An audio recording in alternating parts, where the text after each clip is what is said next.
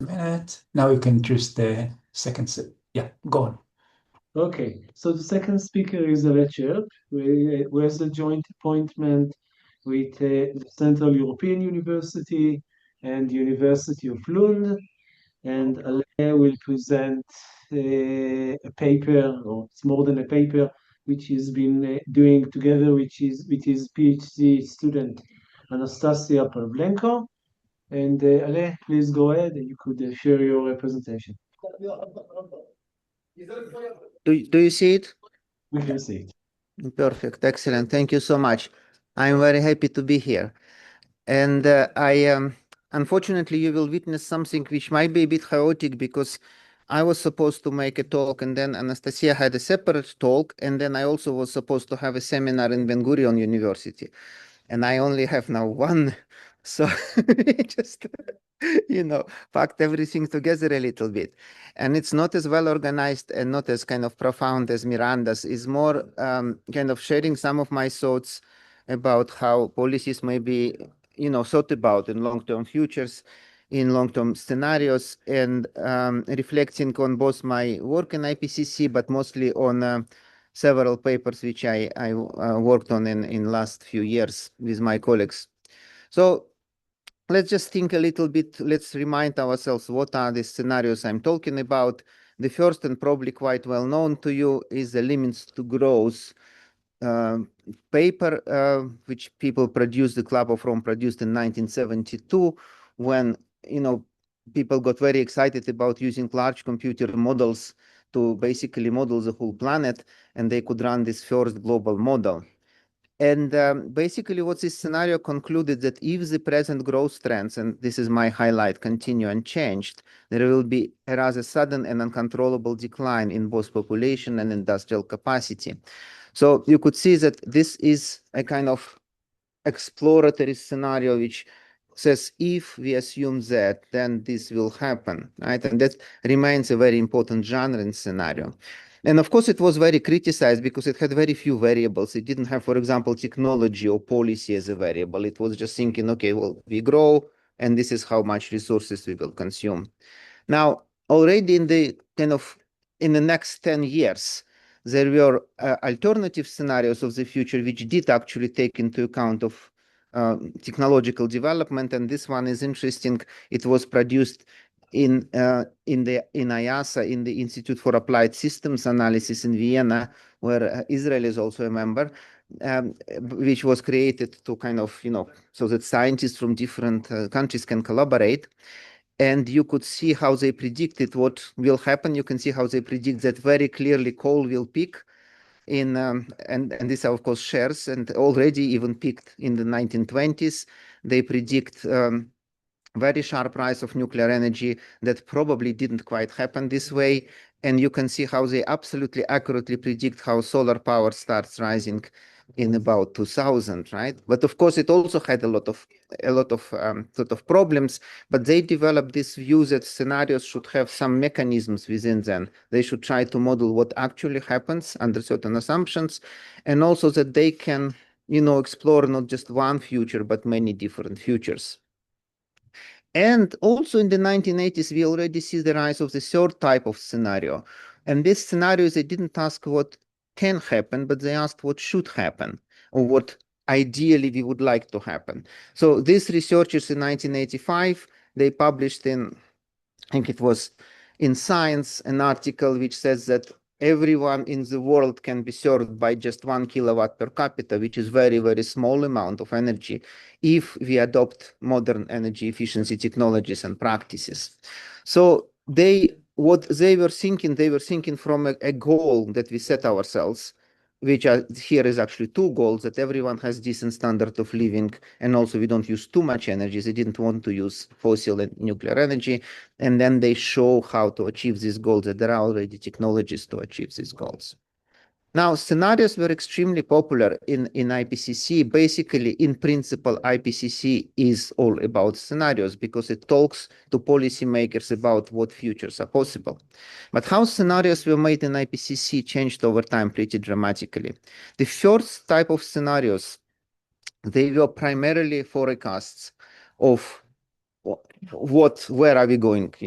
If the present trend continues or if they slightly change, what will be the global warming? Because that was the mandate of IPCC.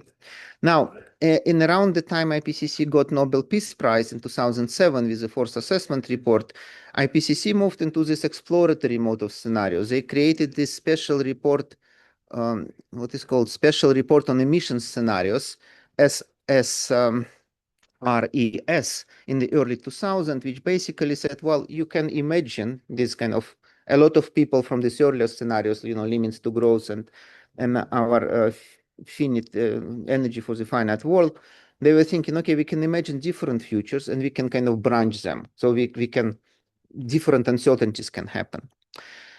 And the problem with that was that it was all perceived by policymakers as a little bit mind game of scientists, that they were not very useful, kind of, you imagine that future, you imagine that future, okay, what are we going to do? It's clearly that the climate is big catastrophe, so do something different. And then there was this seminal article published in 2010 in Nature, which suggested that scenarios should work differently, that they should not work in trying to, explore various uncertainties, but they should work starting from climate goals of different types, right? They would say, okay, so if we set up a goal of 2 degrees, this is what needs to happen. If we set a goal of 1.5, this is what is going to happen. And these were called climate mitigation pathways. And they dominate recent IPCC assessment reports. So now, and because there are so many more of them, because we have so many more powerful computers, almost all climate scenarios are now so-called climate mitigation pathways, which explore, which have a different relationship to policy. So I was trying to make sense of how this, what does it mean for policy and how policy should be represented in all these different types of scenarios.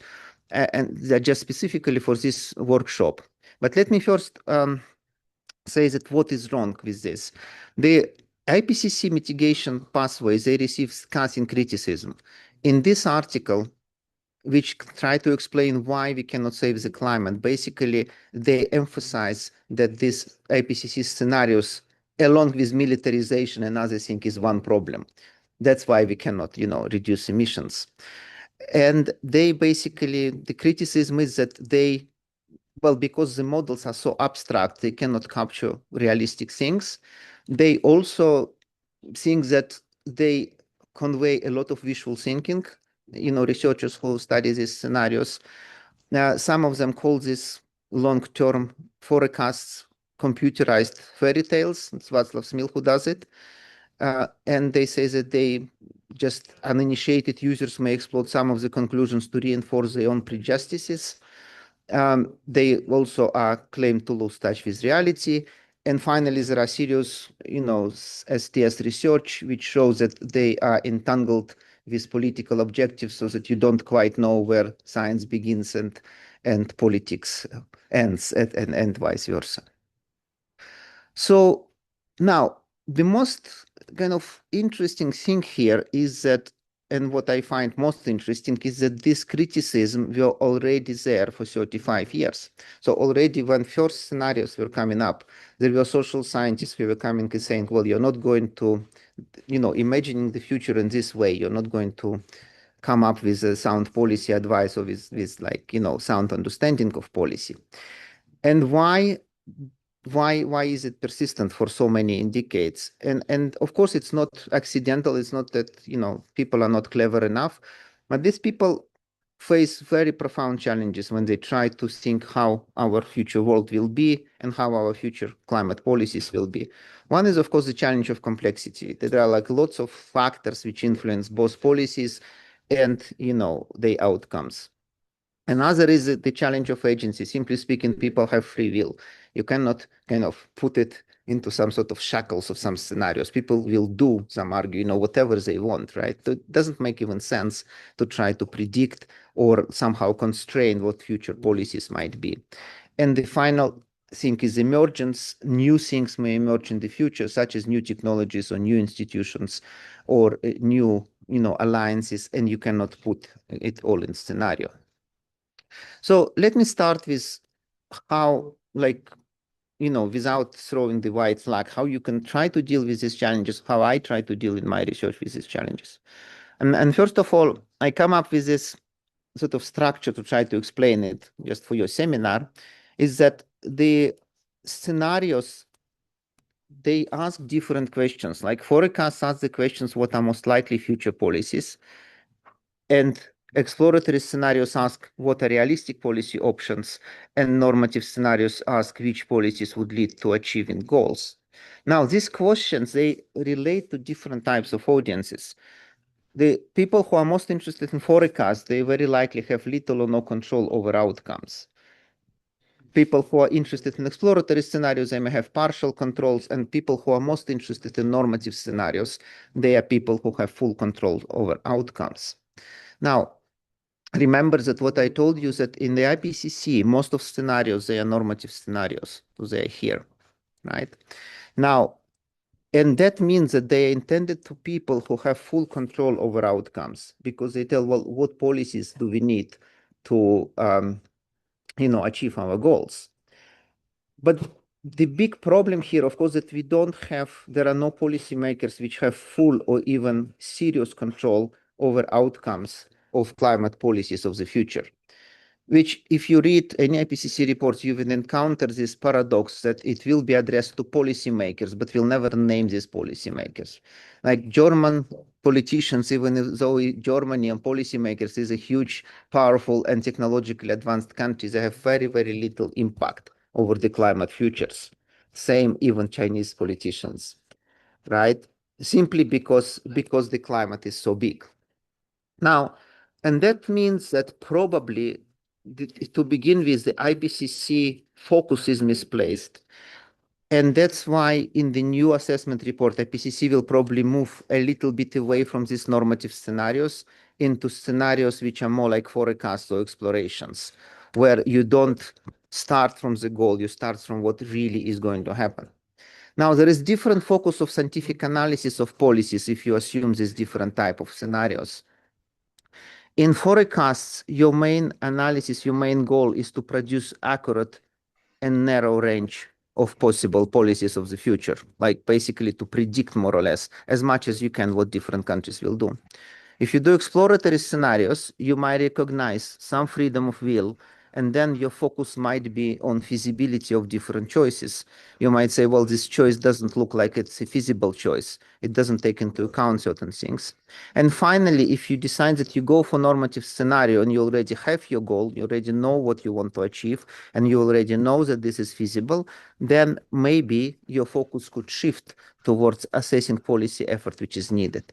So in my illustration of several empirical studies and sort of projection studies, I will illustrate these three modes of thinking and some methodologies which can be used to facilitate them. Now, my work in this area really started with exploring the concept of feasibility. In particular, in these two papers, one is called On Political Feasibility of Keeping the Warming Below 1.5 from about 2019, and one is called The Feasibility of Climate Action, Bridging the Inside and Outside View Through Feasibility Spaces. We introduce this definition that feasible is doable under realistic assumptions. By the way, IPCC uses the term feasibility in its recent report in AR6. It uses it about 500 times, but it doesn't clearly define what feasible is. So here we say that there is a definition, and we also try to conceptualize what the future might look like, differentiating between probable, feasible, plausible, and possible climate options, and just kind of having this theoretical assessment of how that could happen, that we know about feasibility of future policies. I'm not going to start with that. I'm not going to go very deep with that. You can read some of the papers. Probably we published maybe between 7 and 9 papers on feasibility of different climate options. But I will now start going through, illustrate these three modes of thinking of policies and scenarios. And I will start with the method that we use, almost everything, for determining feasibility and likelihood, and also for assessing policy effort. And this method, we give it a talk, we call it an outside view. And let me explain the outside view by relating to something all of us academics know how to relate to. When I plan with my co-authors that we will write a paper, we usually sit together and we have this very serious planning session because we know it should be taken very seriously. So we basically say, okay, so we have, 5 people, 3 sections. We need to write introduction, methods, and make figures. Like you will make figures. How many months do you need? I can make them in 2 months. I will do the framing and somebody will do the literature review. We put it all together. We say half a year paper is totally submitted. So in about 2 years' time, we meet and we see where our paper is. And miraculously, it's not submitted. It's not even close, right? So what has happened? Because reality is different from the way we planned. It turns out that some of our colleagues, they plan to run several papers at the same time. Somebody went on sabbatical. Somebody got married or divorced. And you have the real life. So that how can you plan in this situation? When will your paper be ready? Well, Daniel Kahneman, who also went to Hebrew University of Jerusalem and who got a Nobel Prize, he suggested this brilliant idea that you should plan differently. Instead of trying to plan how many months different tasks take, you should ask yourself, how many years did paper writing take your team in the past? And then it would be very easy to say, well, in the past, we wrote 10 papers over, 10 years. And that means that it takes us 1 year. Or we wrote 5 papers over 10 years, right? And what he suggests that this cuts through complexity, right? You don't need to take into account all the factors that might influence, let's say, coal phase out in Germany. You may simply say that Germany plans to phase out 30% of its coal in 30 years, or in 20 years, or in 10 years. And that will give you a very good estimate of how fast a rich industrialized country can move in getting rid of fossil fuels. So basically, what Daniel Kahneman believes that there is a difference between this inside view, which we very often see in climate science, when there are scenarios of future progress. And these scenarios, they don't ignore messy reality, but they think that if we have a messy reality, we can probably solve it through skills and commitment and political will and things like that. Whereas the outside view would ignore these details and instead focus on statistics of class of cases chosen to be similar to the present one. So you would ask, have you achieved something like decarbonization within 15 years in the past? Anywhere? Is there any analog in history in any country that did something like that? And then they would proceed from there. Now, what also Kahneman believes that the outside view is more likely to yield a realistic estimate when applied with equal intelligence and skills, whereas people are strongly biased in favor of inside view because it gives very serious impression. So basically, people are biased in favor of less effective method, Kahneman believes, of predicting the future. Okay, now I have to make a little bit of reset. Itay, do you keep track of my time? Because I think I will need to adjust. But I do. You have an additional. You have altogether 10 minutes left. 10 minutes left. Okay, good. Okay, so I explained inside outside view. Let me explain you a little bit more of this of these things, and I'm sure that some of you already thinking about that, and what you're thinking is that you cannot use past to depict the future. And sometimes people say, oh, but all your data come from the past, which of course I ask, can you give me example of data that come from the future? And almost no one can, except those who watched the Lord of the Rings, right? All of our data are past data, right?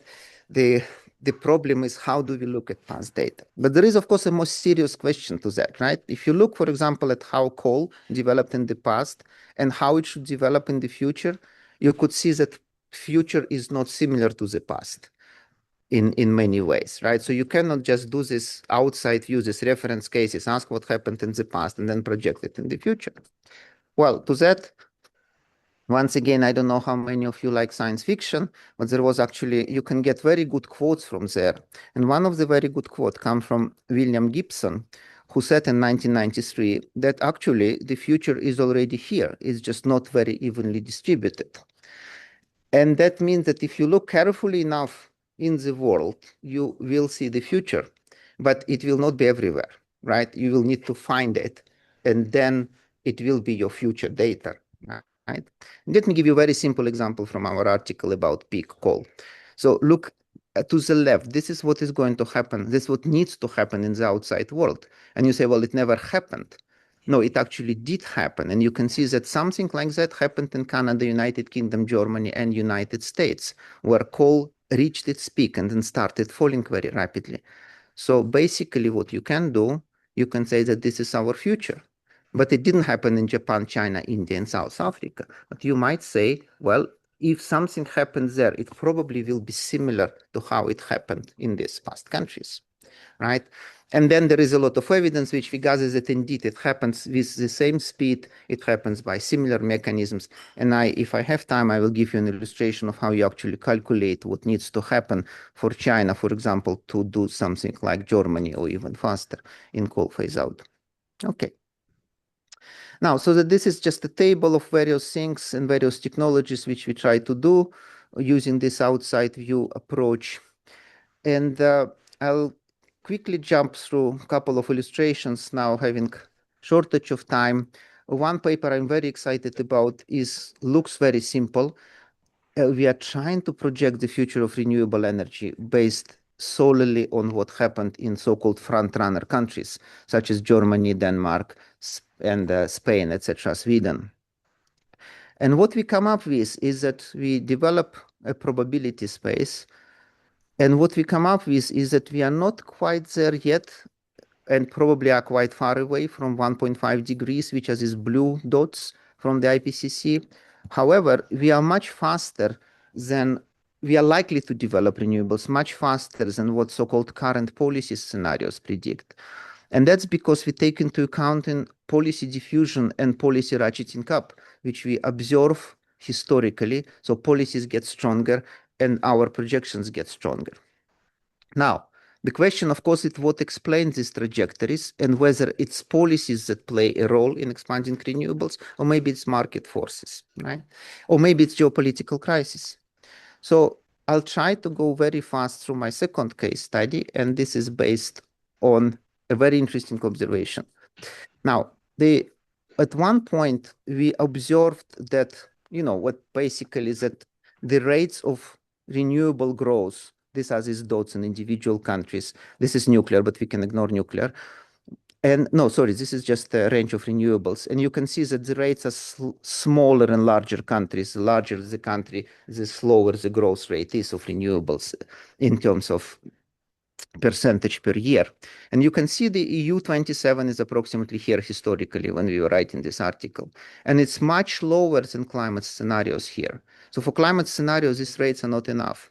But if we add what EU did in 2022, right, if you look at past REPowerEU scenarios, you suddenly get in line with climate targets.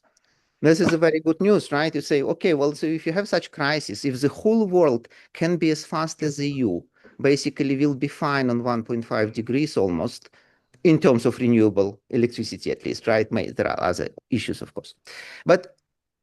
And then there is very interesting. So what happened in the EU? Do we need like a little war to kick countries in? And for that, we recently wrote this article actually this year, which asks this question: did energy security crisis accelerate decarbonization? Which also was Anastasia's thesis and mostly her work. And very briefly, what we find out, you can read the article, of course, that yes, there were like higher renewable energy targets. However, if you can see here, most of these targets were accepted in Fit for 55, as Miranda said, which was adopted before the war and elaborated, right? So it was kind of typically pre-war targets. It's the European Green Deal targets, not the post-Ukraine, REPowerEU targets. Even though REPowerEU tried to raise it up a little bit, and then this directive did it. Now, what we also find out, and that we will see probably, of course, that probably these targets will be failed. So you can see that these are projections. And these are, of course, you have to explain how you do these projections and stuff like that. But projections are more in line with targets set up in around 2018 with so-called Renewable Energy Directive 2. So all of this may or may not happen, right? All of these targets. Well, secondly, We should look, okay, so what happens right after the war? And this is an interesting graph which kind of shows two things. These bars are subsidies for renewables. And you can see that subsidies for renewables, they reach their peak in 2020, and then they fall off the cliff in the European Union. So totally paradoxically, that's what we write in the article. After the war, subsidies for renewables collapsed. By the way, subsidies for fossil fuels went up dramatically at the same time. And which, of course, you understand because, poor people need to be compensated for their heating, etc., etc. While renewables, when you have very high electricity prices, they kind of don't need subsidies. Well, they actually do, but the government says they don't, right? And that's why there is no more money anyway, because we go to fossil fuel subsidies, right? So the renewable subsidies collapse. Now, what is the black line? The black line is a number of policies which we counted, which mention renewables in the European kind of documents. And you can see as subsidies collapse, the number of policies increase. Right? There is much more talk, much less money. Right? But why do these policies increase? Well, these policies increase, interestingly enough, and this is also something that Miranda mentioned, because there is a huge resistance in the European Union to certain type of renewables, especially to wind power. And I think resistance to solar we'll see in the next 1 or 2 years when it reaches a reasonable level. So most of these policies, they are kind of directed trying to overcome this resistance. Land allocation, permitting reforms, compensation to affected communities, all of this.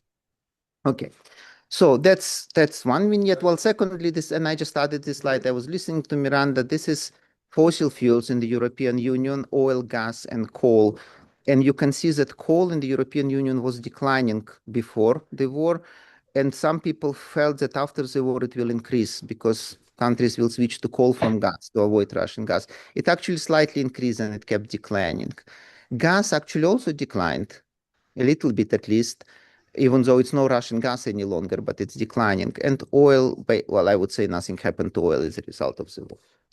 Itay, give me a bit on time, please. You have 3 more minutes to go. 3 more minutes to do. Okay, that gives me possibility to do the last case and the conclusion. And my last case is about coal phase out. So what do we do to phase out coal as fast as that? The biggest problem here, it's not an economic problem because coal is more expensive than nuclear forces. The biggest problem is the resistance and disruptions it can introduce to coal workers, communities, and regions. So looking at Germany and looking at Germany, we notice that Germany solves this problem by paying a lot of money to these actors. Now, we asked, is this only Germany who paid this money? Published an article in Nature Communication, and we discovered that all countries, every country on earth that plans to phase out coal pays compensation to communities, workers, and companies that are affected by coal. Now, then this compensation is also very regular. So you can basically predict it statistically from various characteristics of the coal sector. Not to 1%, but very sort of roughly. And then we can ask a question here, and here is a question for future policies. If China and India would pay compensation, same as Germany or European countries, prorated, right, in line with existing policies to achieve climate targets, how much would it cost? Right, and here is the existing compensation. This is compensation in form of foreign aid. This is what needed compensation in China and India, and this is what is needed for 1.5 degrees. So you can see that the order of magnitude here is not the same. This is the aid currently India receives. This is what Modi thinks it should receive. And this is rich countries' climate pledge at the moment. Now, so basically, all climate money in the world would not be enough just to compensate India and China if we want them to phase out coal with the speed that we need for 1.5 degree or for 2 degrees. And here is my summary. Basically, I just reiterate that different types of scenarios have different policy representation appropriate for different audience. Scientific analysis should focus on probability, feasibility, or effort of future policies. We use this outside view that allows you to cut through complexity and detect the future in the present for projections. And then we also need mechanism-based understanding of policies in reference cases for assessment of feasibility and policy effort. Thank you so much. Thank you, Aleh, for a great presentation. So if I may make the first comment or question, because the two papers are very much different, but they are also alike in the sense that they deal with a disruptive future, with a so-called unpredictable future.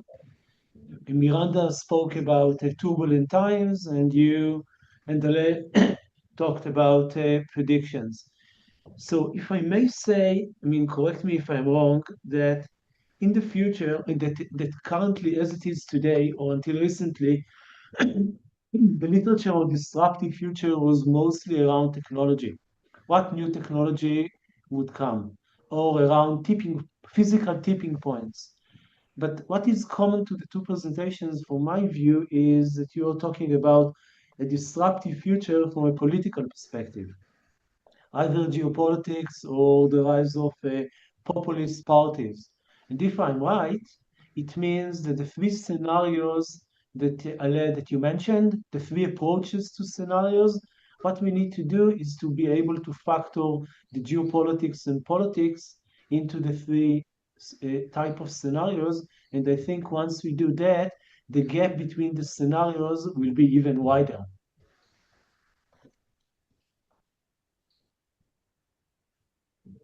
I don't know if Miranda wants to go first. I think that what I was surprised in, and particularly this is a case study too with a paper with Anastasia, is that geopolitics was not as disruptive as we expected. We really hoped that, geopolitics would disrupt this kind of political machinery and put it on some other track, but especially if you look like 30 years ago, like there was some changes, but on this time scale, it was not as disruptive. And I don't know what the kind of Miranda takes on it, but yeah, I think it is more easily done to say that to disrupt it, at least in positive sense. Of course, we can make a disaster and disrupt everything very fast to some very, very bad level, but positively, I'm not so sure.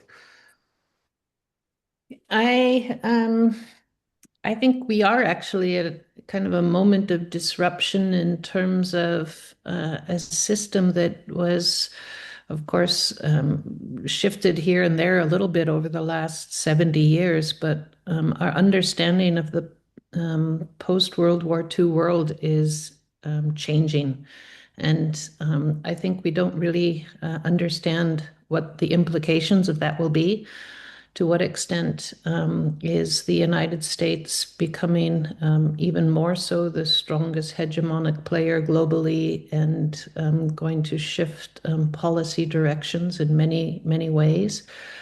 Of course, that impacted by what happens in US domestic politics, but also China as another hegemonic player that is following a different path, but clearly with its own intentions in terms of global influence. And something that I think I would say technology still is going to play a huge role here.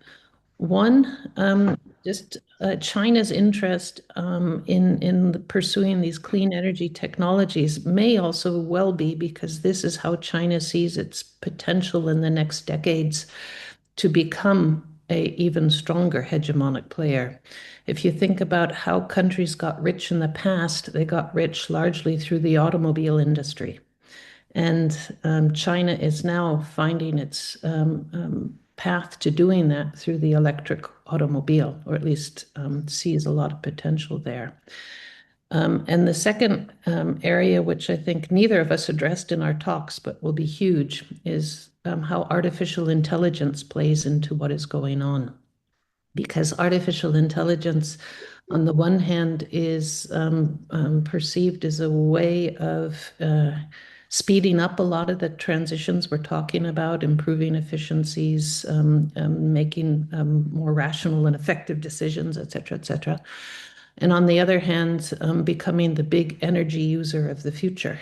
Artificial intelligence is already being taken as a technology that will need more base energy and will link into the development of nuclear, both fission and fusion. Related to this, I think, is the big question of the divide between the rich and the poor. Because if you're not deep into the development of these new technologies, you may very well be left behind. And this is where I think we don't know where things are going geopolitically.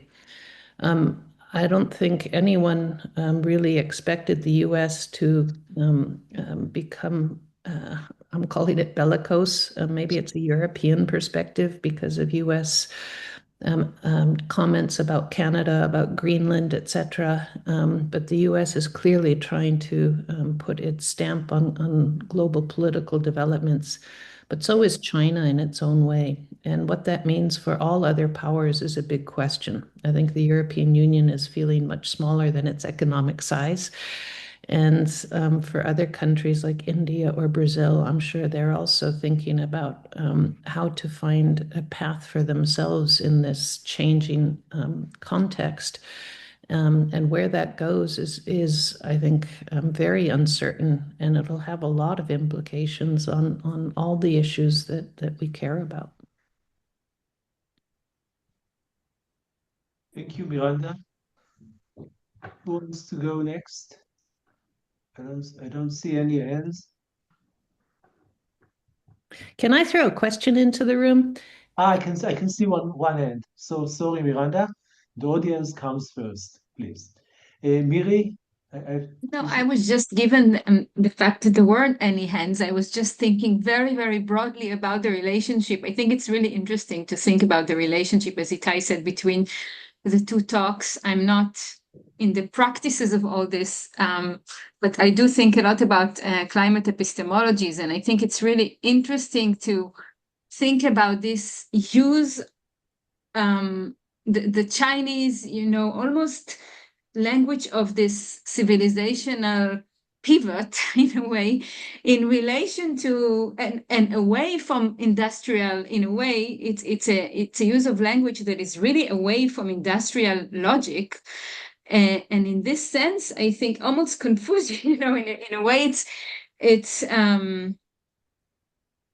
opposition and in relation to this scientific focusing data points of the scenarios. And I think it's really interesting to think about these two as different political, imaginations and strategies, to imagine, in a little bit like Climate Leviathan book that imagine this futures. I just think it's fascinating, even in terms of the just analysis of languages and discourses and what kind of political imagination these are. And of course, you were talking about you had the citation about the future, and I was just thinking when Miranda talked about China, about Faulkner, the past is not that it isn't even past because it's all old wine in a new bottle, because ecology here is capital versus the degrowth, language and green scenarios. So I think it was really fascinating, just as an exercise in what really political imagination language we should actually employ here, because the China's it's pretty powerful language in the sense. Ran, I can see your hand. Thank you, Aleh. It was fascinating. And I have a kind of double question. When we talk about climate related scenarios, we usually have the climate goals in hand, the kind of things you talked about, the IPCC and the normative scenarios. Yet in the real world, there's other goals also. I mean, even in the limited environmental side, which is limited, you would have biodiversity, for example, as another major issue. And there's conflicts, of course, between them. And so the question is, how many goals do you have in a scenario? And if you just live in the energy world, then where do you give the weight to the other goals? And this really comes where the geopolitics comes in.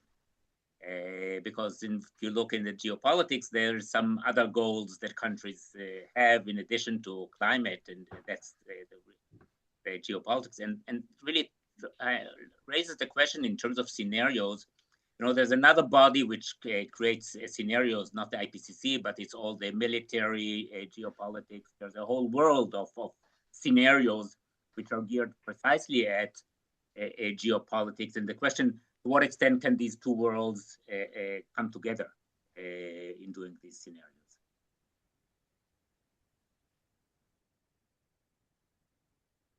Yeah, thank you, Eran. Let me just show you something which I find very funny when I don't look at it.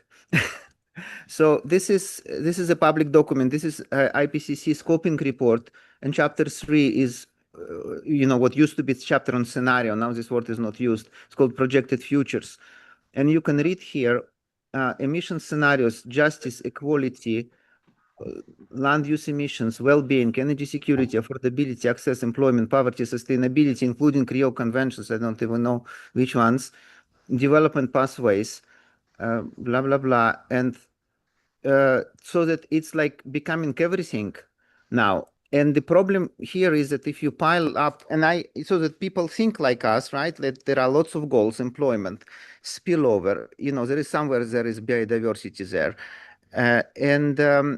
Let me stop sharing, not to get depressed. So,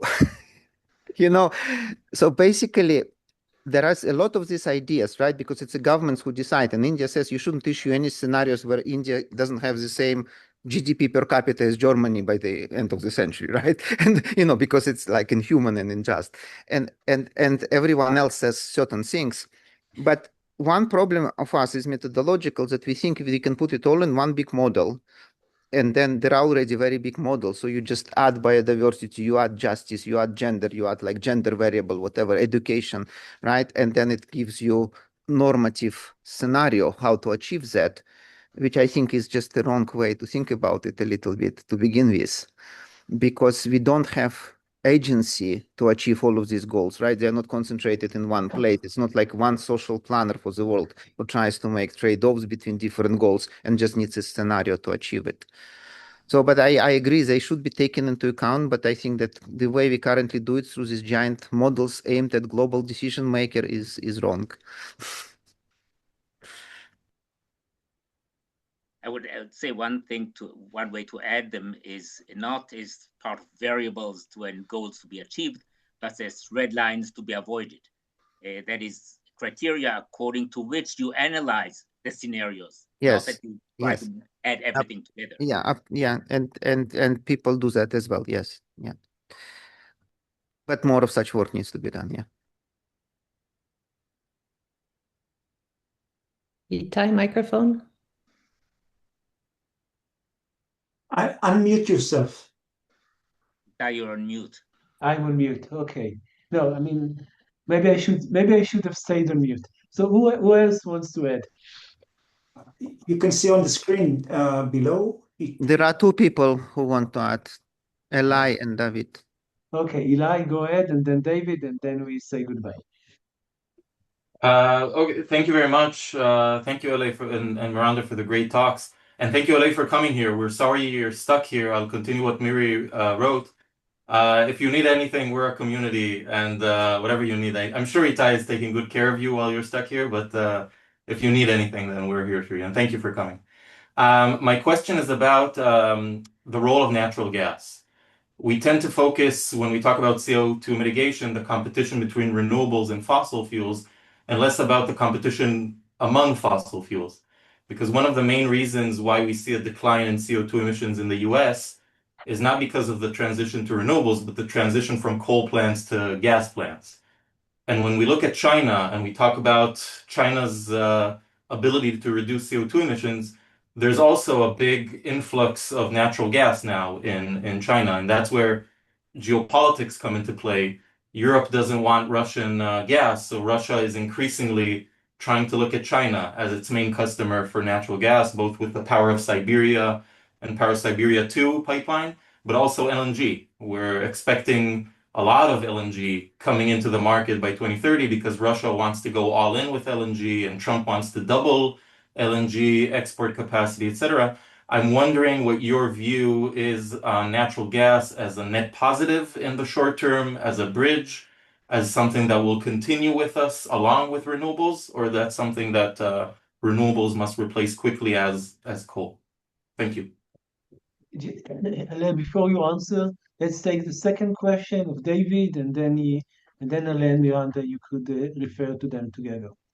David? Okay, thank you very much to both talks. They were great. My question is regarding the scenarios, and if you're forecasting, if the world were to do the transition as Europe did, how much is this just an academic exercise? I realize you're saying, okay, well, let's look at what they actually did as a good indicator for what might be possible. But how do you take into consideration sort of regional differences? Not everybody is going to have the offshore wind. Different countries have different possibilities for solar and wind use or development. And how does this even take into consideration what the optimistic people are saying, that you can leapfrog, that you can learn, because there's a learning curve here? Are we taking the one from Emil first, or shall I answer? No, I think we are a bit running out of time. So We are running out of time. Okay. So Aleh and Miranda, if you can refer to it in the next 5 minutes. Okay. Well, I mean, I'm very grateful for hosting me here, and I wish you, first of all the strength and resolve and luck that you need to bring the hostility to Israel to the end. But let me answer the questions as well. Role of natural gas. At the moment, we cannot run renewable systems without natural gas empirically. We might develop some technologies which would allow us to. At the moment, well, I mean, Sweden does it. We don't have natural gas at all, zero, but we produce 30% of energy from like huge hydro plants, which are regulated and can give you dispatchable clean energy, and we have 40% nuclear. Then we don't need natural gas. We can rely on wind for the rest. And we also, of our renewables, I think most of it is biofuel. So it's basically firewood, which many countries don't have, as you know, David just remarked, right? Now, so coming to what if some country does something that the other, right? I mean, I think to begin with, I'm very Bayesian in my thinking about the future, that you have some evidence which you make some future more or less likely, right? Just seeing that you did it makes it a little bit more likely, right? You say, well, it is possible. It's not beyond the law of human societies to do something like that, right? It's the same people did it. But of course, it's not enough. It's a necessary condition for something to be feasible, but it's not enough. And then you have to understand what is it that the EU did. And the first hypothesis is that they just responded to the war, but that's the wrong hypothesis. It was not that. It was something different. And we are now trying in our research figure out what it was that they did, which requires looking at like 30 years and comparing them with different countries. And one thing is that it not only a question on rhetoric and resolve, it's also a question of money. It's how much money they invested in it. Just sort of, and I'm very sort of pragmatic and materialist, and I think that explains in statistical terms 70% of what happened in Europe is just the sheer amount of resources they put into the renewables, which now probably will be needed less, but anyway. And then I think that was 2 questions, right? So I just thank you again, and I pass it to Miranda. Yeah, thanks very much. I would say that something we haven't discussed yet is the incredible drop in the prices of renewables. So in Europe, especially in Germany here, we often say that the beginning of the development of renewable energy was the single largest form of overseas development assistance that Germany ever contributed to, just because of the massive cost at the beginning of the renewable energy transition and revolution. But renewable energy in the meantime has become so incredibly cheap that this is something that plays into China's hands in terms of its relationships with developing countries, because they can afford renewable energy more easily than they can afford the development of new fossil fuel facilities. What does that mean for natural gas? Natural gas is going to continue to play a big role for a long time because it pollutes less than either coal or oil, and it's more easily transported in at least some contexts. So gas will continue to play a big role, although I think from a CO2 or greenhouse gas perspective, we're underestimating the impact it's having because of the methane releases from the use of gas. And methane has a much higher global warming potential than carbon dioxide. Clearly, what's going on, though, here is a geopolitical question. And this push on gas, that's going to be something that the US and many other countries, Saudi Arabia, obviously, are going to pursue very dramatically because that's the resources they have. And they are falling behind in the development of the renewables and the clean energy technologies that are going way beyond just renewables. We simplify that discussion when we just talk about solar and wind, but it's many more things than that. And so pushing back on the fossil fuel resources means you go back to being a resource-based economy. Personally, I think for the United States, it's quite dangerous what they're doing because it means that they have the potential to become a rentier state, essentially, overly dependent on their resources for their development and export, as opposed to the development of new technologies, with the exception that, of course, the US is dominant in artificial intelligence, which means that it has another area where it can play that expertise out. But there's a lot of open questions, and this makes the scenario building very, very difficult. I think our scenario building is also something that needs to think about how do we deal with these big unintended effects of new inputs, whether that's geopolitical or technological, or it could be climatic in the future. It's going to be a very fast-moving world in the next years, and we're not very well prepared for it, nor are our institutional structures well developed to deal with it. So thank you, Miranda and Aleh, for your wonderful talk. And we came to an end. And There's also someone still with like someone still asking questions. Someone with arm. Emil has a question. So Emil, if you can make it short and short answer, please. Short question, yes, but probably the answer will be not short. There's a big elephant in the room, so it's we spoke about renewables, but what about nuclear, which is getting a lot of attention, especially after the war with Russia, and people understand that nuclear is a diversity and security of supply, and all European countries, I mean, most of them, pursuing nuclear. Of course, Sweden and France and etc. So, how do you see nuclear in this scenario? So maybe I'll jump in first on this one and simply say, actually, in Europe, there's still a decline in nuclear because the plants are aging and very few new nuclear power plants have been built despite plans to change that in some countries. I think the big question here is to what extent the modular nuclear reactors will be developed. And personally, I see them as financially too expensive relative to the very cheap alternatives. So I think there's more discussion and hype than there is reality to that discussion. Although I think something that's also very much at play here, because of the changing geopolitical reality, the question of having nuclear weapons capacity is quite important for many countries.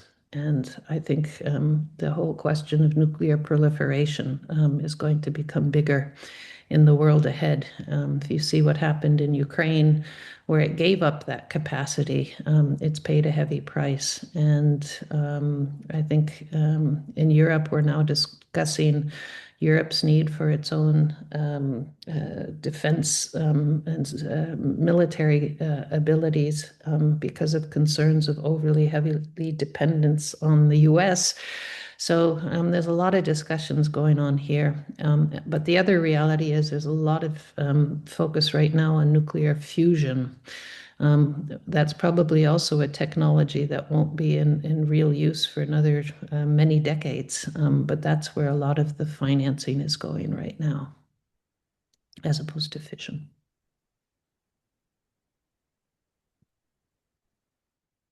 Yeah, just briefly, yeah, there is at COP28, at what is called Conference of Parties to Climate, about 30 countries, they joined a pledge to triple nuclear capacity by 2050. As a comparison, there are many countries who are tripling renewable capacity by 2030. So, but renewable capacity is not the same as nuclear. Nuclear is sort of, much bigger per gigawatt. But nevertheless, so that there is, and of course, it's not as big as renewables, but there is a political commitment of the same type of, it's European countries, but it's also North America, I think Japan and Korea are part of that as well. So there is this political commitment. Then there is also, all this uncertainty about technologies and what can be built in Europe and stuff like that, and about small modular reactors and whether we need them or whether they're expensive. Just to tell you a very short kind of empirical story from Sweden. Sweden has to double electricity capacity to decarbonize steel production to get be climate neutral. And until recently, until about 5 years ago, we were counting we will do it by wind. So we will build so much wind. We have like huge land, very strong winds. So we can build it by wind. Now, in the last 4 years, almost no wind was built in Sweden because of combination of local resistance, military interference, indigenous people, and also where we can build it, the price is actually very low for electricity, so it's not profitable. Now, as a result, the government tried to do different things, and now they announced maybe also about 3-4 years ago that instead they are building 10 nuclear reactors instead, so that they will achieve the same goal of decarbonizing steel, but by nuclear. Now they haven't built anything yet, haven't even started. but it's just the experience that people who want to do it, they really try to solve difficult problems.